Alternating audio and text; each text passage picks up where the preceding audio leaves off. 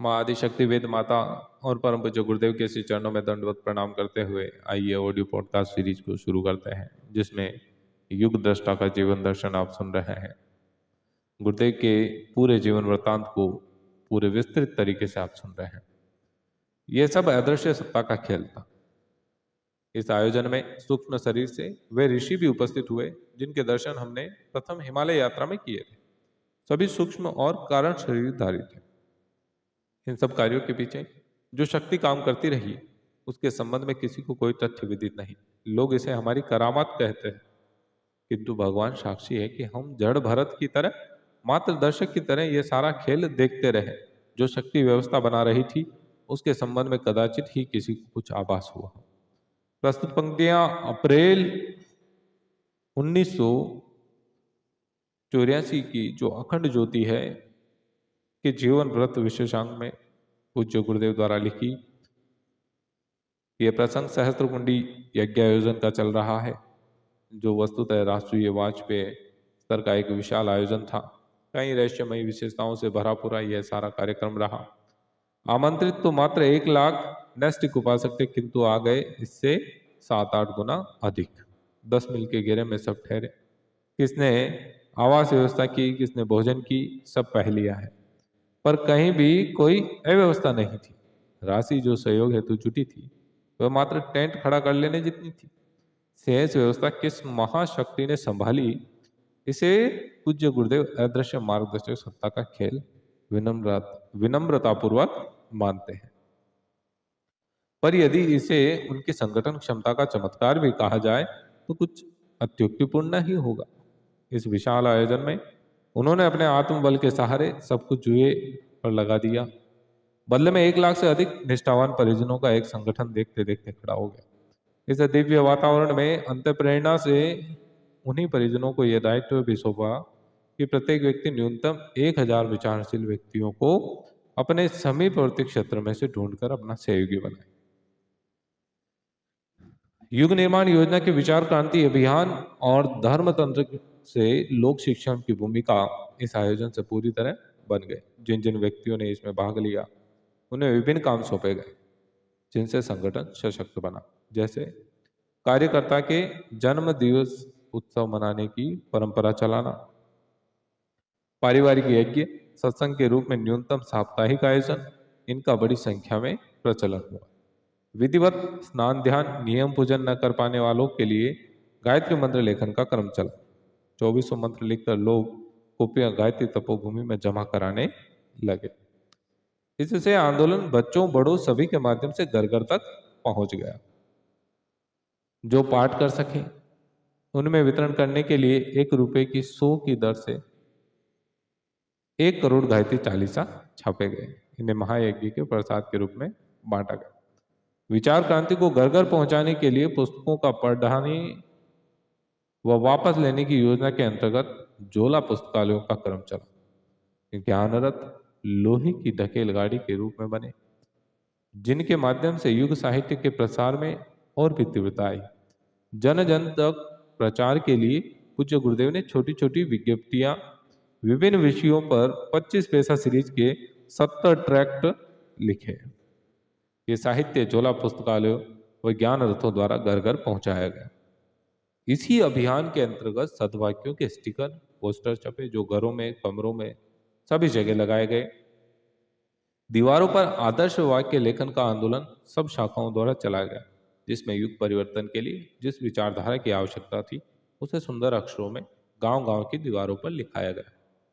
साइकिलों पर धर्म प्रचार की पदयात्रा हेतु 4-4 के जत्थे निकले। रास्ते में मिलने वालों को गीत सुनाना, रात्रि को प्रज्ञा सत्संग के माध्यम से रामचरितमानस की प्रगतिशील प्रेरणा, गीता कथा, वाल्मीकि रामायण, प्रज्ञा पुराण कथा का आयोजन चल पड़ा। इसी महायज्ञ में स्थान स्थान पर इसी स्तर के महायज्ञ विशुद्ध रूप से वनौषधियों द्वारा आयोजित होने की योजना बनी, जिनमें स्वयं पूज्य गुरुदेव कई स्थानों पर गए।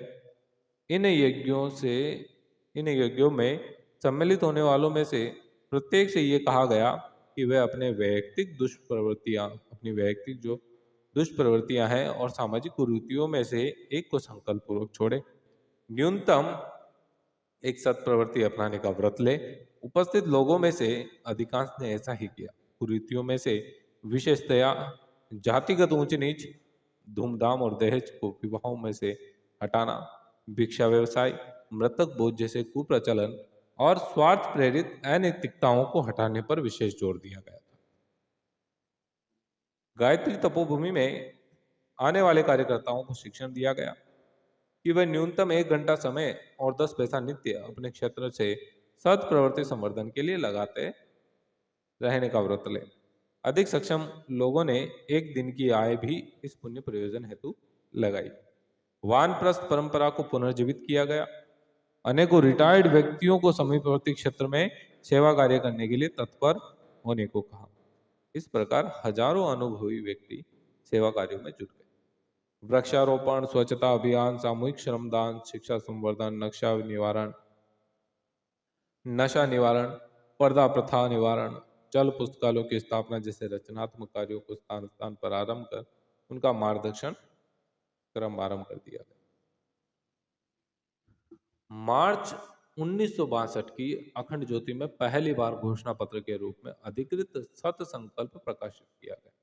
लाखों व्यक्ति इसमें दी गई आचार संहिता के अनुरूप चलने लगे। इससे संगठन की जड़ें मजबूत हुई। 1964 में युग निर्माण योजना का शतसूत्री कार्यक्रम प्रसारित किया गया। कार्यकर्ताओं के किशोर बालकों की विशेष शिक्षा के लिए 1 वर्षीय पाठ्यक्रम निरंतर चलाने का क्रम 1964 से आरंभ किया, जिसमें वह गृह उद्योगों के माध्यम से आजीविका उपार्जन, समाज सेवा की शिक्षा सीखने लगे। ऐसे 100 छात्रों की भर्ती, छात्रावास, प्रशिक्षण का प्रबंध किया गया। गायत्री तपोभूमि मूलतः उपासना कार्यों के लिए बनी थी और 1971 तक 9 दिवसीय सत्रों के माध्यम से पूज्य गुरुदेव यह क्रम बराबर चलाते रहे। फिर प्रचार प्रकाशन तंत्र के तेजी से बढ़ने से उनके वहां से शांति कुंज आ जाने के बाद नई भूमि खरीदकर वहां प्रज्ञा नगर बसाया गया। बड़े कार्यक्रमों के अनुरूप नई इमारतें बना दी गई। रोटरी ऑफसेट, बड़ी साइज की कई ऑफसेट मशीनें भी खरीदी गई। इस प्रकार गायत्री तत्व ज्ञान से आरंभ हुआ लोक शिक्षण जो था वो युग परिवर्तनकारी साहित्य रचने वाली बहुमुखी कार्य पद्धति के रूप में विकसित हुआ, सब दिशाओं में फैल गया। गुजराती, मराठी, उड़िया, अंग्रेजी आदि भाषाओं में साहित्य का अनुवाद होकर पत्रिका कई रूपों में प्रकाशित होने लगी। क्योंकि पूज्य गुरुदेव को ऋषि परंपरा के बीजारोपण, नई गतिविधियों को कार्य रूप देने हेतु मथुरा छोड़कर हरिद्वार आना था, उनकी विदाई के पूर्व जिम्मेदारी वितरण के निमित्त मथुरा के सहस्त्रकुंडी यज्ञ स्तर के 5 महायज्ञ विभिन्न स्थानों पर हुए। बिहार में टाटानगर, उत्तर प्रदेश में बहराइच, राजस्थान में भीलवाड़ा, मध्य प्रदेश में महासमुंद और गुजरात में पोरबंदर स्थानों पर यह कार्यक्रम बड़े उत्साहपूर्वक संपन्न। पूज्य गुरुदेव और माताजी दोनों इन कार्यक्रमों में गए। पूरे भारत में एक नए उत्साह का उभार हुआ।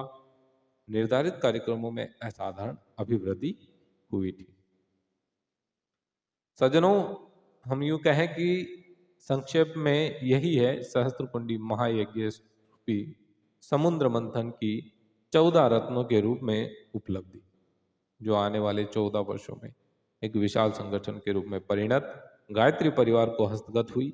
नवयुग के एक ऐसे मत्स्य अवतार का जन्म हुआ जो बढ़ते बढ़ते उस स्थिति में आ पहुंचा जिसे एक सुनियोजित अनुशासित समाजसेवी संगठन के रूप में लाखों देवमानों के द्वारा संपन्न होता देखा जा सकता है।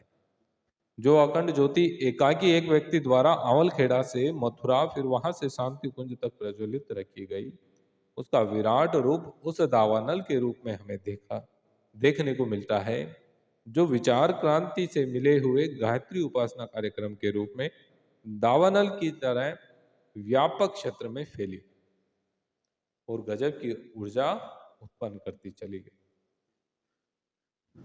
जो गुरुदेव को एक सिद्ध पुरुष महामानव के रूप में जानते हैं, वे उनका एक दूसरा रूप संभवतः देख पाया।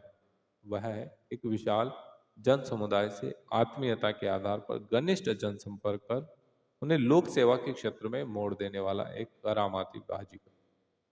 ये एक सत्य है कि उन्होंने गायत्री व यज्ञ को जन जन तक पहुंचा दिया, परंतु बिखरे हुए मणिमुक्तकों को एक माला में पिरोकर आपस में गूंथकर उन्हें समाज सेवा के चरणों में अर्पित कर देना एक अवतारी शक्ति का ही काम हो सकता था। ऊपर से साधारण नजर आते इस महाब्राह्मण और सर्वोदय स्तर का कार्य करने वाले लोकनायक ने इस कार्य को ऐसा अमली जामा पहनाया कि देखने वाले दंग रह गए। यह एक संयोग नहीं, अकाट्य सत्य है कि जिन व्यक्तियों से पूज्य गुरुदेव ने सहस्त्रकुंडी महायज्ञ में भागीदारी करवाई, बाद में अपने क्षत्रिय दौरों से लेकर व्यक्तिगत जनसंपर्क तक जिन जिन से मिले, उन्हीं में से अगणित उनका दायित्व संभालने आगे आए। आज स्थायी कार्यकर्ता संवैधानिक कर्मठ परिजनों के रूप में सक्रिय है। जिन स्थानों पर इस महायज्ञ में शाखा संगठन स्थापित होने के संकल्प लिए गए, वहीं 20 वर्ष बाद शक्तिपीठ बने। क्या इसे एक सुनियोजित संगठन के सुयोग्य सूत्रधार की महालीला नहीं कहेंगे? प्रिय सज्जनों, उम्मीद करूंगा कि आपको ये सीरीज बहुत अच्छी लग रही हो और आप इसे ध्यानपूर्वक आत्मसात भी कर रहे हैं। यदि सीरीज अच्छी लग रही है, प्रयास अच्छा लग रहा है, तो उत्साहवर्धन कीजिए, चैनल को सब्सक्राइब कीजिए।